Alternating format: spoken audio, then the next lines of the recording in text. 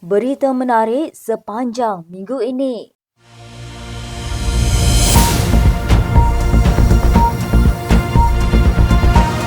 Nombor 8.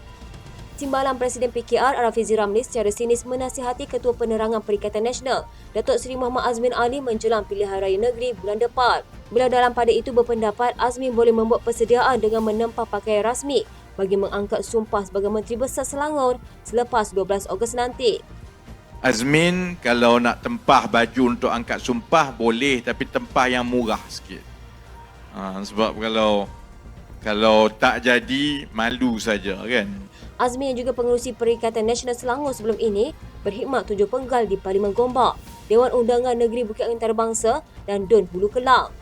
Pada PRU 15, Azmin tersungkur dihukum rakyat dalam mempertahankan Parlimen Gombak selepas kecundang di tangan Datuk Seri Amiruddin Syari dengan majoriti 12,729 undi. Setakat ini, bekas timbalan Presiden PKR yang mengkhianati PH menerusi langkah syaratan pada 24 Februari 2020 itu masih belum mengesahkan sama ada akan bertanding pada PRN.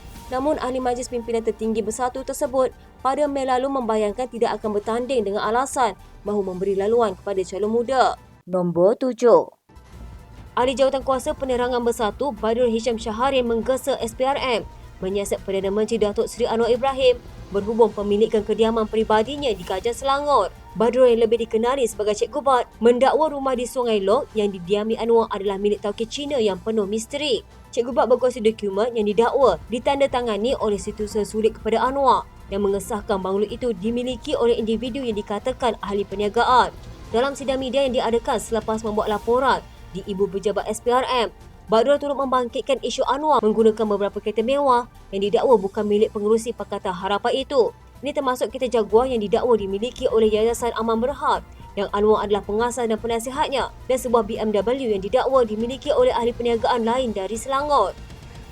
Siapa tycoon Cina tersebut? Menurut carian, nama tauke Cina itu terkait projek perniagaan besar bernilai berbilion. Adakah wujud konflik kepentingan dan urusan perniagaan? Bagaimana perjanjian dia duduk situ? Ada kena isytihar, dia Perdana Menteri. Menurut Badrul, Anwar sepatutnya berhenti bercakap mengenai ketelusan jika pada masa sama menggunakan premis dan kereta yang bukan miliknya. Selain itu, pengerusi Muafakat Nasional Negeri Sembilan itu juga mempertikaikan sebidang tanah di Port Dickson yang dibeli Anwar pada harga RM1 juta tahun lepas. Media telah menghubungi pejabat Perdana Menteri untuk mendapatkan ulasan. Nombor 6. Naib Presiden Parti Keadilan Rakyat, Datuk Seri Amiruddin Syari pada Khamis menafikan senarai calon kerusi Dewan Undangan Negeri Selangor yang tular di media sosial baru-baru ini dan menyifatkan ia sebagai usaha melobi menjelang pilihan raya negeri bulan depan. Beliau berkata senarai calon PKR 2 Selangor hanya akan diputuskan dalam mesyuarat jawatankuasa calon PKR yang akan berlangsung pada 16 dan 17 Julai ini. Ketika ditanya mengenai jumlah kerusi yang akan ditandingi PKR Selangor pada PRN kali ini, Amiruddin masih mengunci mulut dan menyerahkan kepada peringkat tertinggi parti untuk memaklumkan mengenai perkara tersebut. Katanya, saya tidak berada dalam posisi nak mendedahkan senarai kursi yang dedah kursi-kursi parti lain itu oleh pemimpin pusat. Walaupun saya naik presiden, tapi saya bukan dalam posisi nak menjelaskan. Mungkin Rafizi, timbalan Presiden PKR atau Anwar, Presiden PKR, boleh beritahu mana-mana kerusi itu. Amiruddin yang juga merupakan pengerusi Pakatan Harapan Selangor sebelum ini memaklumkan pembahagian kursi di antara PH dan BN selesai dengan lebih 20% daripada 56 kursi DUN yang diwakili BN. Manakala selebihnya akan ditandingi calon PH yang terdiri daripada parti PKR, DAP dan Amanah. Nombor 5. UMNO Negeri memburu 10 kerusi Dewan Undangan Negeri dikuasai PAS pada pilihan raya negeri Ogos depan. Selain itu, UMNO juga tekad untuk mengekalkan 10 kerusi dimenangi pada pilihan raya umum ke-14. Kerusi dimenangi calon Barisan Nasional yang ingin dikekalkan adalah DUN Kijal, Bukit Besi, Telemong, Seberang Takir, Batu Rakit, Langkap, Permaisuri, Certih, Kuala Besut dan Hulu Besut. Walaupun 3 kerusi BN hanya memenangi dengan majoriti bawah 1,000 undi, UMNO yakin kerusi itu dapat dipertahankan pada PRN. Kerusi Barisan Nasional dimenangi dengan majoriti bawah 1,000 undi pada PRU 14 adalah DUN Bukit Rakit 299 undi, Kuala Besut 143 undi dan Bukit Besi 46 undi. Tetapi berdasarkan gerak kerja dilakukan sejak parti itu gagal menerajui kepimpinan kerajaan negeri, keyakinan untuk mengekalkan kemenangan kian terselak. Bagi memikat kembali hati dan memenuhi inspirasi golongan muda, UMNO Negeri dijangka akan menampilkan calon dalam kalangan muda untuk bertanding di beberapa kursi dun. Isu penjualan tanah seluas kira-kira 11,299 meter persegi di Jalan Sultan Omar pada harga hanya RM550,000, sedangkan nilai sebenar adalah RM29 juta membuka mata pengundi, terutama berusia 40 tahun ke atas.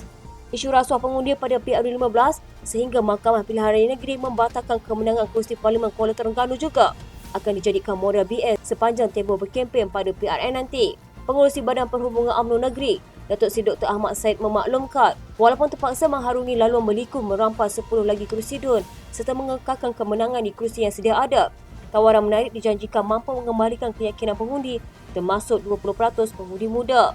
Katanya 5 daripada 10 kerusi yang menjadi idaman UMNO hanya mencatatkan kemenangan tipis iaitu dengan majoriti bawah 1,000 undi.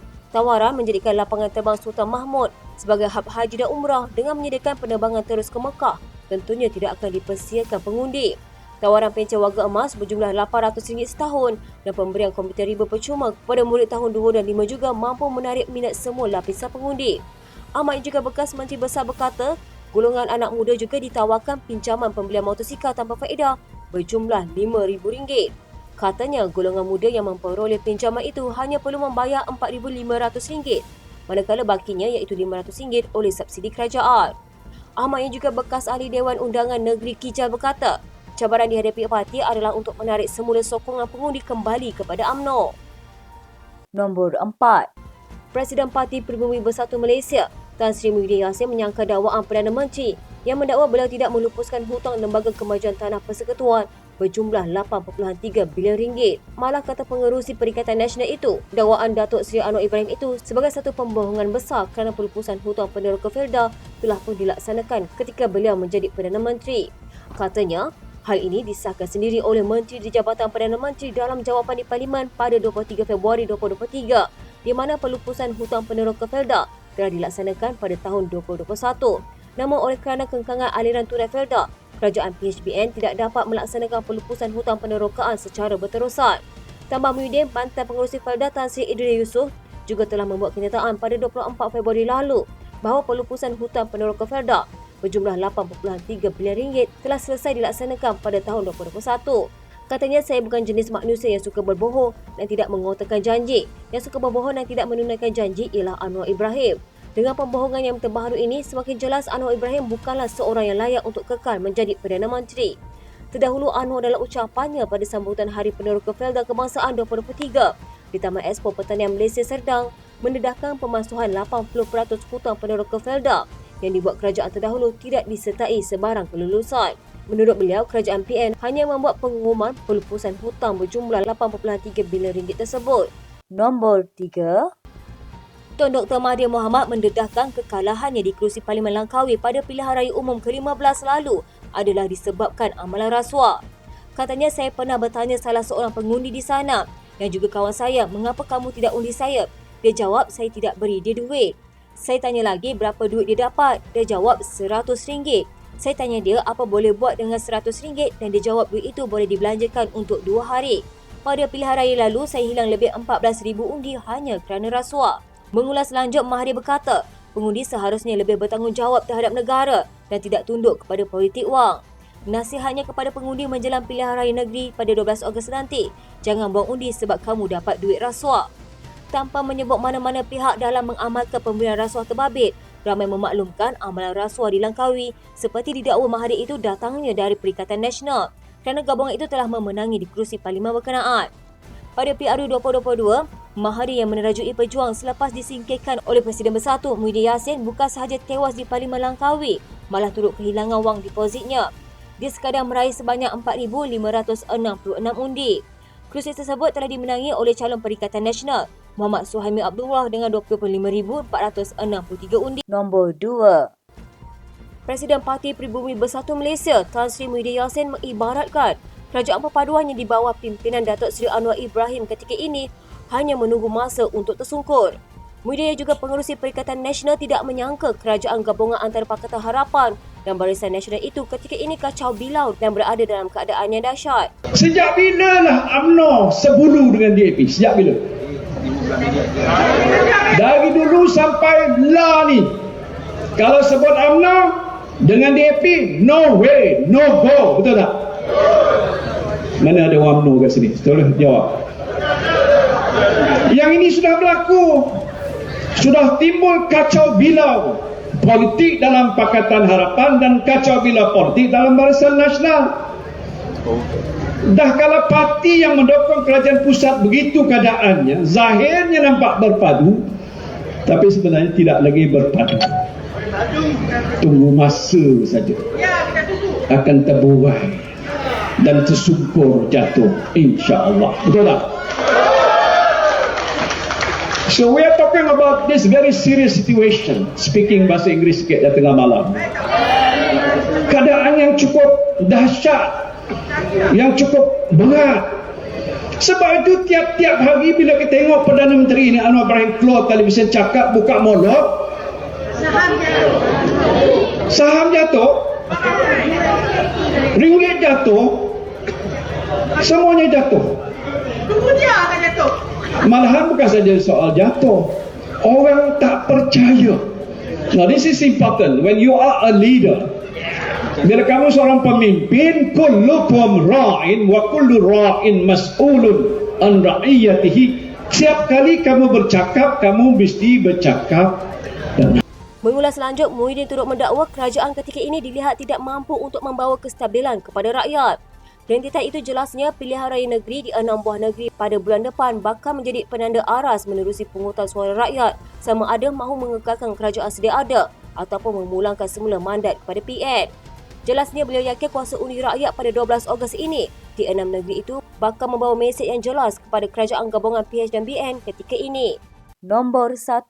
Polis mengesahkan menerima beberapa laporan polis dan telah memulakan siasatan terhadap pengerusi DAP Lim Guan M berhubung dakwaan menyentuh isu 3R, agama, raja dan kaum.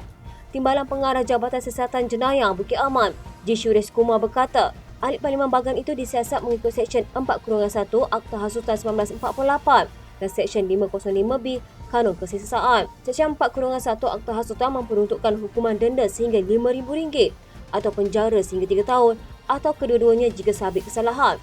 Selain itu, Lim juga disiasat di bawah Seksyen 233 Akta Komunikasi dan Multimedia 1998 iaitu penggunaan tidak wajar kemudahan rangkaian atau perkhidmatan rangkaian.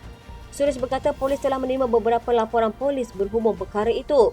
Sementara itu, Ketua Polis Negara Razaruddin Husin berkata polis akan memanggil Lim dalam masa terdekat berhubung ucapannya. Terdahulu, Ketua Pemuda Perikatan Nasional Ahmad Fadli Syahari mengarahkan jentera pemuda PN membuat laporan polis di seluruh negara sebagai protes terhadap kenyataan Lim yang mendakwa PN akan memusnahkan tokoh Buddha atau Cina di Pulau Pinang. Usulan itu Lim mencabar Fadli membuat sendiri laporan polis terhadapnya dan bukan mengarahkan anak-anak buahnya berbuat demikian.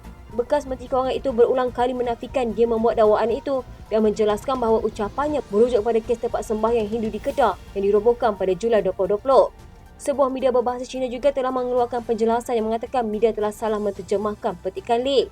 Katanya, terjemahan laman web itu tidak betul, baik tajuk maupun kandungan berita tidak menyebut kuil Buddha atau kuil Cina.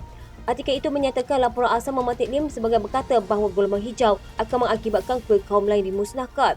Tetapi selagi Pulau Pinang kekal tidak ditadbir PM, kebebasan beragama akan dipertahankan.